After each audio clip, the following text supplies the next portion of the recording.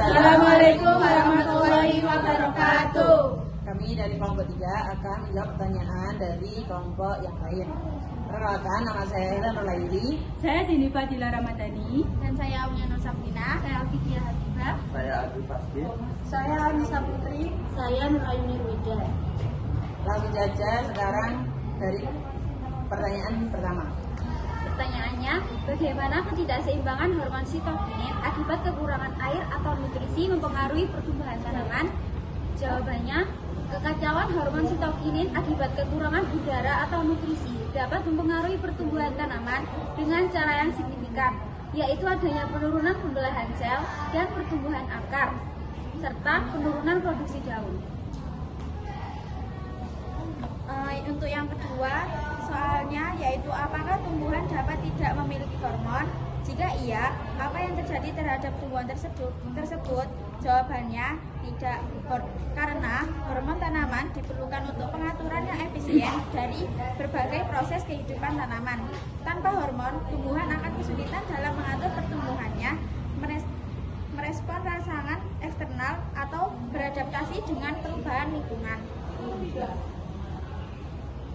Selanjutnya pertanyaan dari kelompok 4. Bagaimana cara tanaman mengatur produksi dan distribusi hormon-hormon tertentu dalam merespon perubahan lingkungan?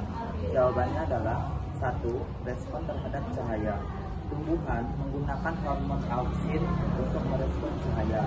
2. Respon terhadap stres lingkungan. Pada kondisi kekeringan, tanaman akan meningkatkan produksi asam absitat atau yang disingkat dengan ABA. Respon terhadap suhu yang ekstrim. Suhu tinggi atau rendah dapat mempengaruhi produksi dan aktivitas berbagai hormon tanaman. Misalnya, gibberellin berperan dalam merangsang pertumbuhan tanaman pada suhu yang lebih tinggi. ABA berfungsi dalam merangsang dormasi atau menghentikan tumbuhan. Selanjutnya nomor 5, pertanyaannya nomor 5, kelima, yaitu jika suatu tanaman tidak dapat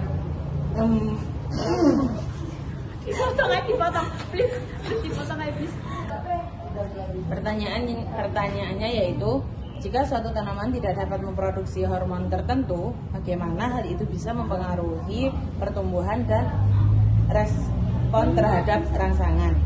Jawabannya, jika suatu tanaman tidak dapat memproduksi hormon tertentu, hal itu dapat berdampak besar pada pertumbuhannya dan kemampuan untuk merespon rangsangan lingkungan. Hormon tanaman memegang peran yang sangat penting dalam mengatur berbagai proses fisiologis, seperti pertumbuhan, perkembangan, dan adaptasi terhadap stres. Untuk nomor 6, soalnya sejauh mana faktor eksternal seperti nutrisi dan kondisi lingkungan mempengaruhi efektivitas hormon dalam mengkoordinasi pertumbuhan?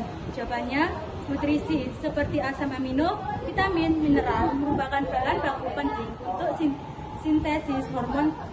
Kekurangan nutrisi dapat menghambat produksi hormon dan mengganggu fungsinya. Nutrisi juga berperan dalam metabolisme hormon. Kekurangan atau kelebihan nutrisi tertentu dapat mengubah metabolisme hormon dan mempengaruhi efektivitasnya.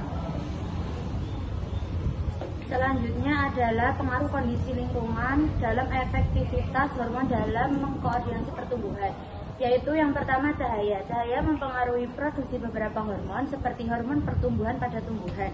Cahaya juga dapat mempengaruhi ekspresi gen yang terlihat dalam sintesis hormon.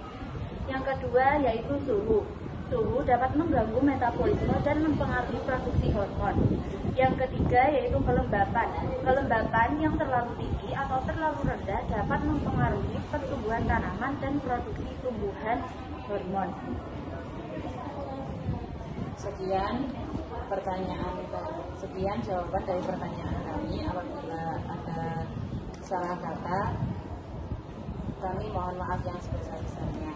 Assalamualaikum warahmatullahi wabarakatuh.